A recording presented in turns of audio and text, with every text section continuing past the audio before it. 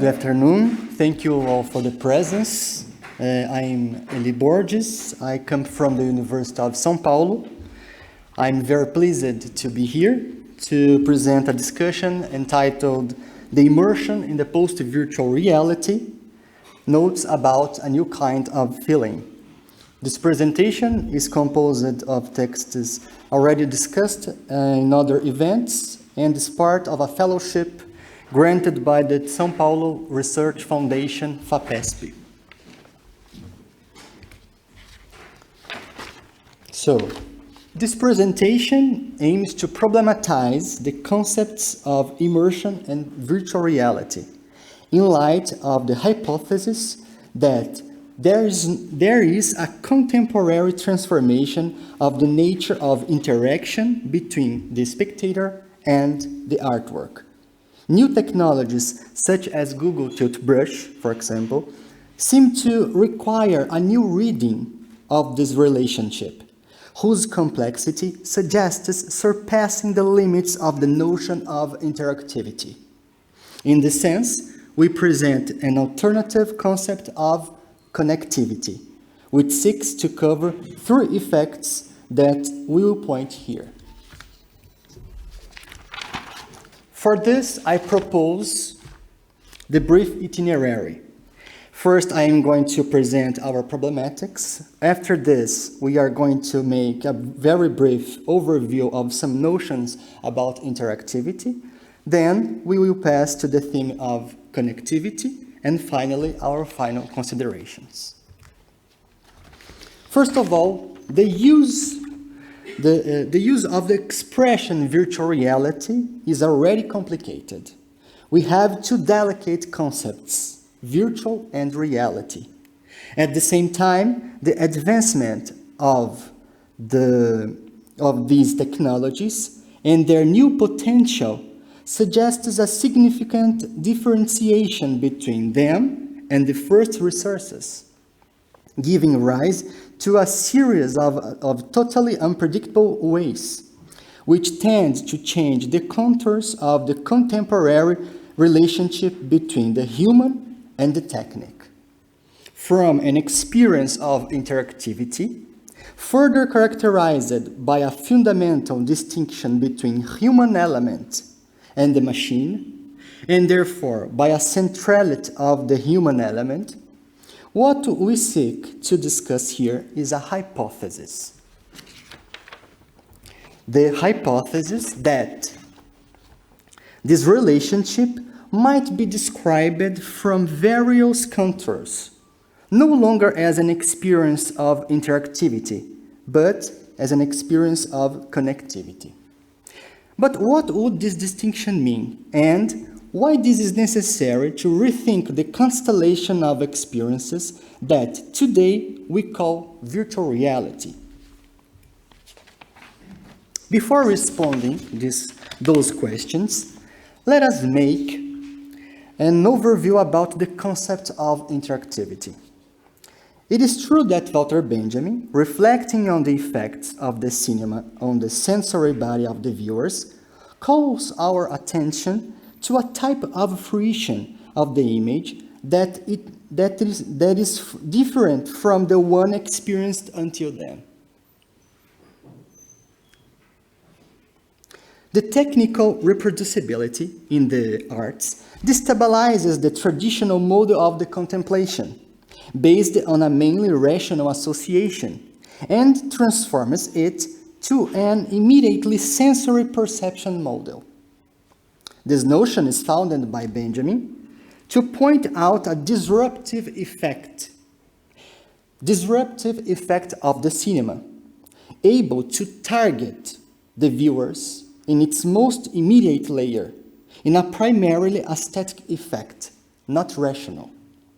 In fact, that Benjamin's interpretation reflects a certain idea of communication as transmission of messages, an idea that delimits clearly the boundaries between the subject that perceives and the perceived thing.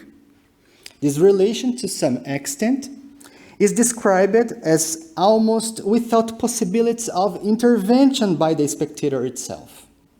That, when is targeted for such images, would not be able to do anything more than to react in a certain way to its effects, not much beyond a relation between stimulus and response. Roy Ascott, in turn, when exploring the topic of human-machine in electronics, notes the possible changes that the computer could bring to artistic experimentations. Although spectator and machine appear here with clearly defined roles, it's certain that an important space of unpredictability in the relationship between them is opened, something that the prospect of Benjamin's disruptive effect does not seem to admit. For Ascott, there is a more open concept of interactivity. In a similar effort, Edmond Couchot calls into question the relationship between author, artwork, and spectator.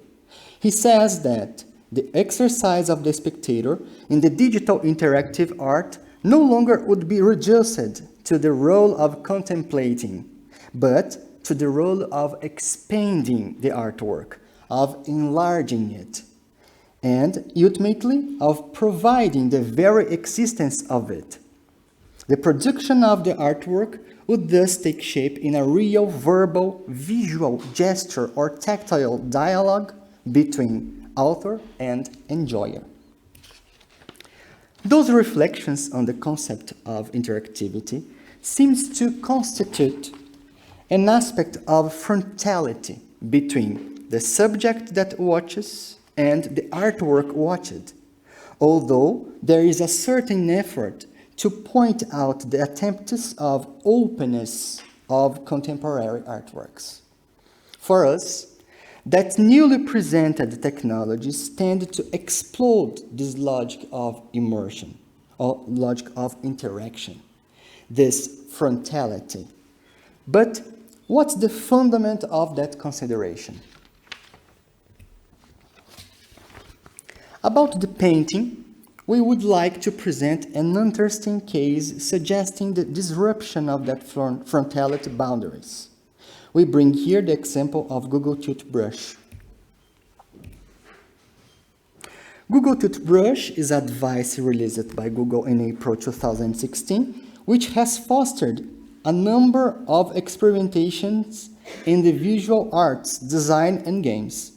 Armed with virtual reality glasses and a number of resources of the device software, the user can draw on the immersion space offered by the glasses with the possibility of adding diverse 3D visual effects to this new ambience.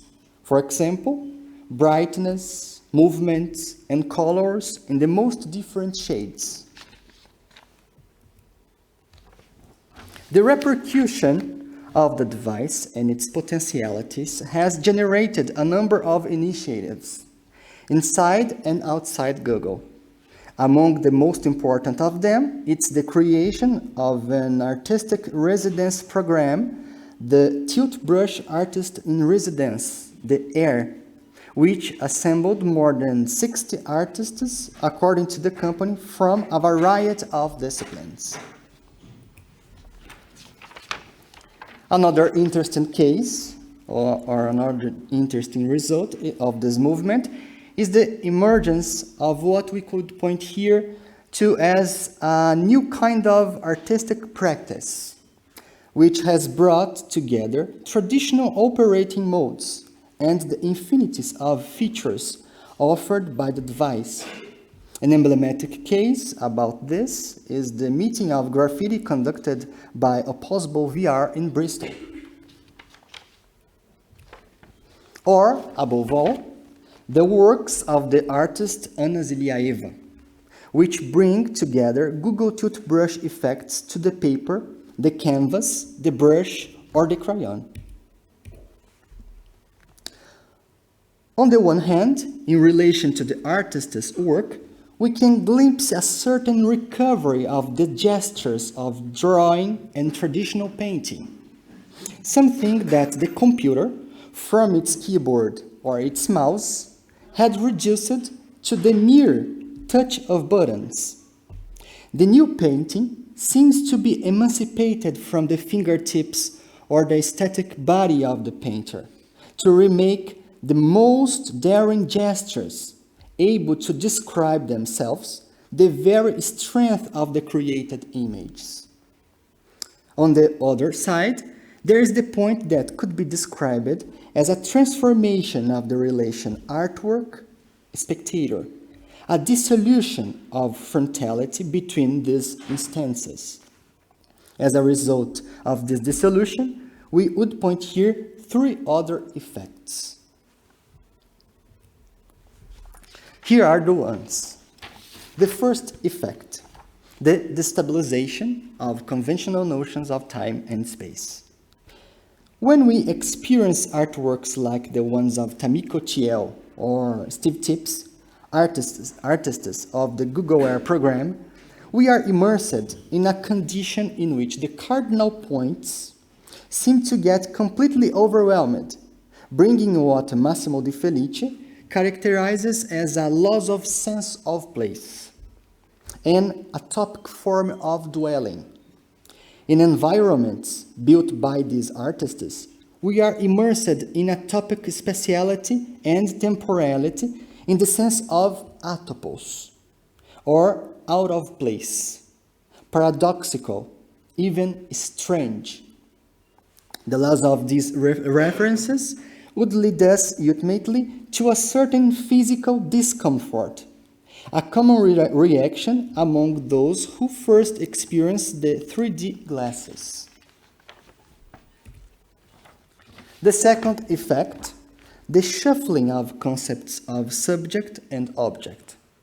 The separation that traditionally outlines the relationship between the spectator and the oil on canvas that he contemplates, in these experiences, seems to migrate to another condition in which the action provoked by the artwork merges with the action of the spectator subject himself. Therefore, the operation dynamics of it with the various elements of the artwork is the characterizer aspect of this experience, in the sense placed next to that ambience, and at the same time literally inside it, the boundaries between spectator and artwork, subject and object, which mark the notions of interactivity, fog, or seem to fog, in favor that seems to describe like a new kind of relation, a connectivity.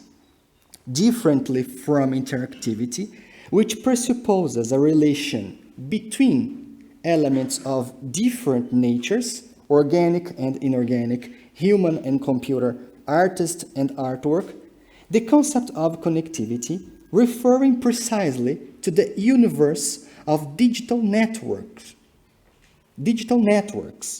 refers to a condition in which the original nature of such elements is converted into a third and only format, information, capable of bringing together organic elements to inorganic elements and convert them into a hybrid nature, which we call here like a transorganic.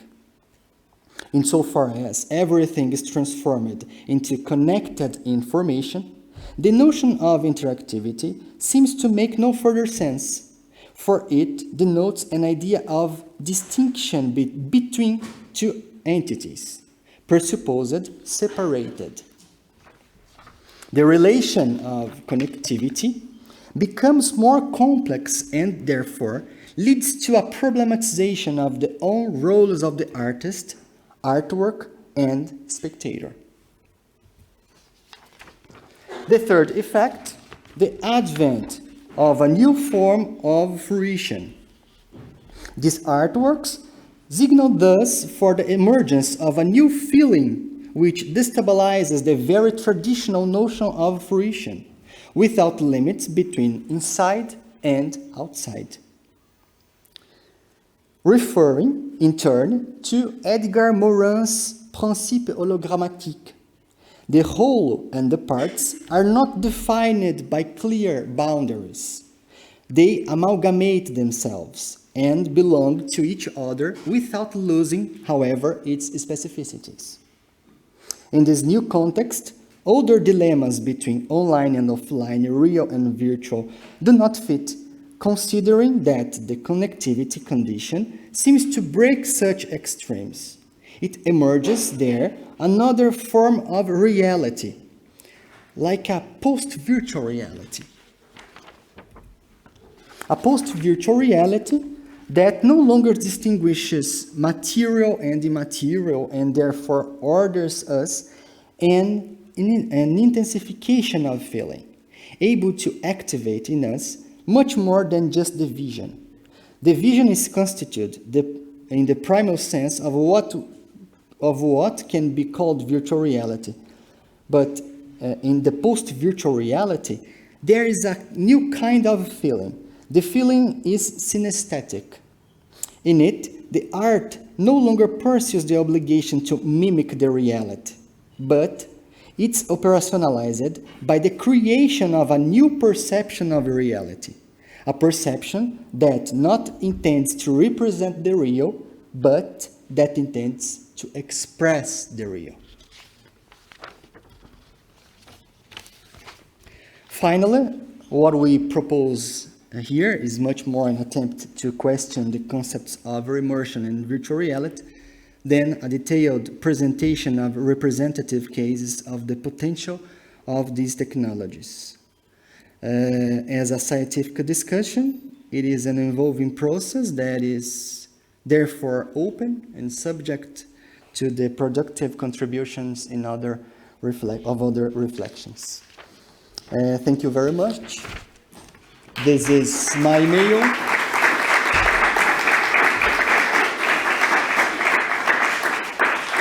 Thank you. Thank you very much. We have plenty of time for questions. Any questions from the audience?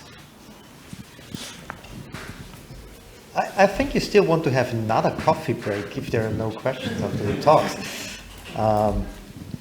I have so you mainly, because I don't know your background, working on visuals or also on audio, or does your paradigm of post-virtual reality also applies to audio? How do you see them?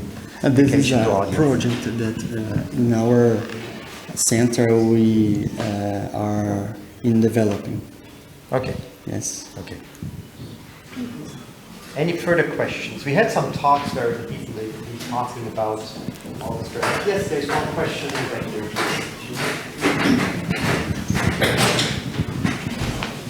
Yes, thank you. Yeah, thank you for your talk.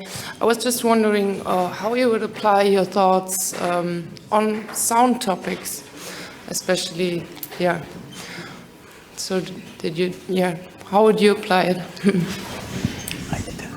How would you apply it in terms of what you've been talking about to sound topics, since you've only been talking about vision?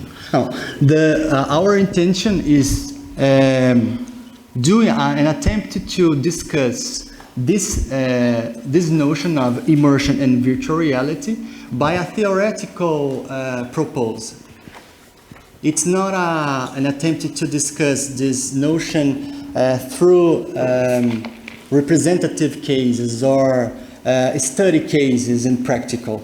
Yes, our approach is mainly philosophical and theoretical, mainly. Yeah, thank you. Any further questions? If not, thank you very much. Thank you very much. Thank you.